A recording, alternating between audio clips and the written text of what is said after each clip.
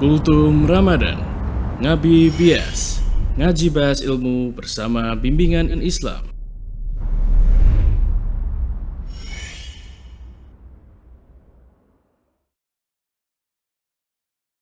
Bismillahirrahmanirrahim. Assalamualaikum warahmatullahi wabarakatuh. Alhamdulillah, wassalatu wassalamu ala rasulillah wa ala alihi wa sahbihi wa mawalah wa ba'd. Ikhwatal iman, ahbakumullah, saudara-saudaraku sekalian yang mencintai sunnah dan dicintai oleh Allah Azza wa Jal. Kembali insyaAllah kita lanjutkan majelis syahri Ramadan kita pada pertemuan yang ke-18. Pada kesempatan kali ini kita akan membahas satu kejadian besar dalam sejarah Islam. Ini Perang Badar. Perang Badar ini lebih dikenal dengan Badar Kubra.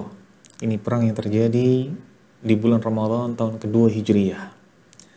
Sejatinya Perang Badar ini memiliki beberapa nama. Di sana ada Badar Udma, di sana ada Badar Qital, dan di antara nama yang masyhur adalah Yaumul Furqan. Ini sejalan dengan apa yang Allah firmankan dalam surat Al-Anfal. Ini ketika Allah mengatakan, وَمَا أَنزَلْنَا عَلَى عَبْدِنَا يَوْمَ الْفُرْقَانِ يَوْمَ الْتَقَى الْجَمْعَانِ. Dan pada hari kami turunkan kepada hamba kami, yakni Muhammad sallallahu alaihi wasallam, di hari Furqan, yakni hari bertemunya dua pasukan. Wallahu ala kulli syai'in qadir, dan Allah Maha Kuasa atas segala sesuatu. Ibnu Abbas menjelaskan bahwa disebut Yaumul Furqan di hari pertemuan itu karena memang disitulah Allah tampakkan perbedaan yang jelas antara hak dan yang batil. Cerita ringkasnya adalah ketika kaum muslimin kala itu setelah mendapati kesulitan yang berkepanjangan, intimidasi yang tiada henti, maka membuat mereka terusir dari tanah kelahiran, ini Mekah, meninggalkan harta dan juga keluarga. Ketika kaum muslimin ini hijrah ke kota Madinah, Nabi pun sallallahu alaihi wasallam sudah merencanakan sebuah penyergapan. Sudah merencanakan untuk mengambil harta rampasan. Ketika orang-orang dari kufar Quraisy berdagang ke kota Syam, yang kita tahu bersama itulah mata pencaharian utama, berdagang ke kota Syam ataupun ke Yaman, maka ketika dengan jadwal yang sudah diprediksi, dengan waktu yang sudah diperkirakan, saat orang-orang kafir Quraisy ini pulang dari negeri Syam, yakni yang letaknya secara geografis di utara kota Madinah, ingin turun ke selatan, kembali ke kota Makkah dengan membawa perbendaharaan yang luar biasa banyak. Sejarah mencatat kurang lebih sekitar membawa 50.000 dinar dan juga 1.000 ekor onta dengan hanya 40 orang yang menyertainya. Maka Nabi Shallallahu Alaihi Wasallam sudah mempersiapkan ini dengan prediksi waktu. Maka Nabi pun kemudian mengajak sebagian dari kaum muslimin kala itu, tidak semuanya, karena memang niatnya bukan untuk peperangan. Ketika sudah terkumpul pasukan kaum muslimin, atau rombongan kaum muslimin lebih tepatnya, kurang lebih sekitar 300 orang, ternyata Abu Sufyan mendengar dan mencium dari rencana Nabi Shallallahu Alaihi Wasallam ini, hingga kemudian ia utus seseorang untuk dengan cepat pulang kembali ke kota Makkah, mengabarkan bahwa kafilah dagang akan diserang oleh kaum muslimin.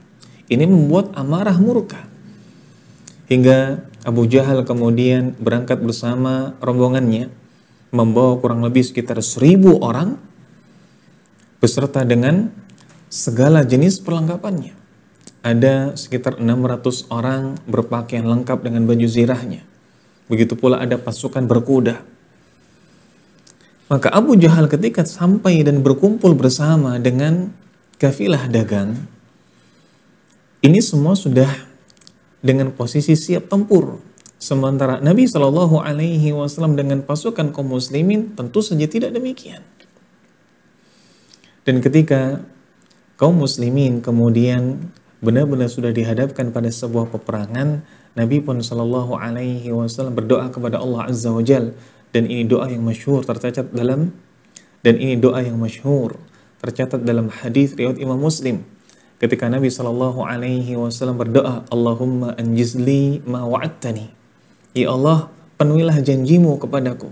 Allahumma ati ma wa'adtani. Ya Allah, berikanlah kepadaku apa yang telah engkau janjikan kepadaku. Allahumma in tuhlik hadhil isabah min ahli islam la tu'bad fil ard. Ya Allah, ketika engkau kalahkan, atau jika engkau kalahkan pasukan ini pasukan kaum muslimin, engkau tidak akan disembah lagi di muka bumi ini. Ini doa yang masyhur, bahkan dalam sebuah riwayat dikatakan Nabi pun mengangkat ridaknya tinggi-tinggi hingga tampak ketiaknya dan jatuh ridaknya. Sampai-sampai Abu Bakar kemudian mengatakan, ya Nabi Allah, wahai Nabi Allah, cukup. Munajatmu telah didengar oleh Rabbmu. Pasti akan didengar oleh Rabbmu. Maka perang pecah terjadi saat 17 Ramadan tahun 2 Hijriah. Dan ini menewaskan kurang lebih sekitar 70 orang dari pasukan Quraisy. Termasuk pula diantaranya adalah pemimpin mereka Abu Jahal beserta pembesar-pembesar lainnya seperti Utbah bin Rabi'ah dan lain sebagainya. Sementara dari kaum muslimin yang kurang lebih sekitar 300 orang saja, 14 yang syahid. Mayoritas diantaranya adalah dari orang-orang Ansar. Ikhwatal iman, ahbakumullah.